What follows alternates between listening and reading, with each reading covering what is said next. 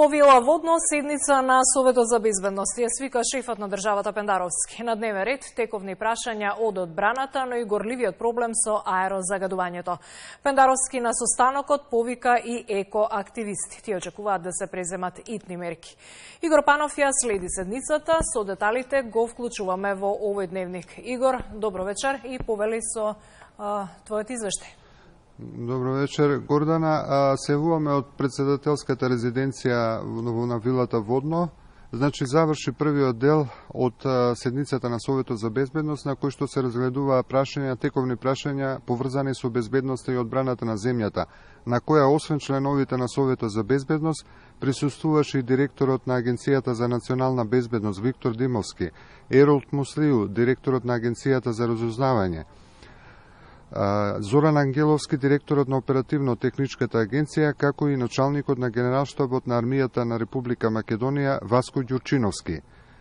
Пред почетокот на вториот дел, на кој што се предвидува да се зборува за проблемот со аерозагадувањето, екоактивистите побараа од председателот, испорачаа 4 барања: забрана за увоз на отпад, преразгледување на елаборатите за изградба на хидроцентрали, поголема полициска поддршка на Инспекторатот за животна средина, како и контрола на дивоградбите.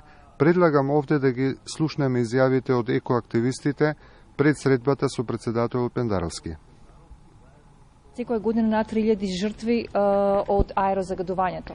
Значи за 2016 бројката е на 3500 жртви. И тоа е причината зошто се свикува Совет за безбедност по ова прашање. Да се види можноста за забрана на увоз на отпад.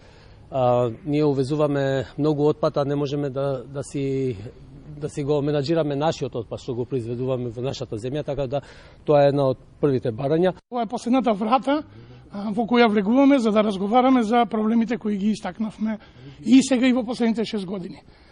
Доколку од ова не вроди никаков плод, повеќе не влегуваме во ниту една врата, туку остануваме по улиците.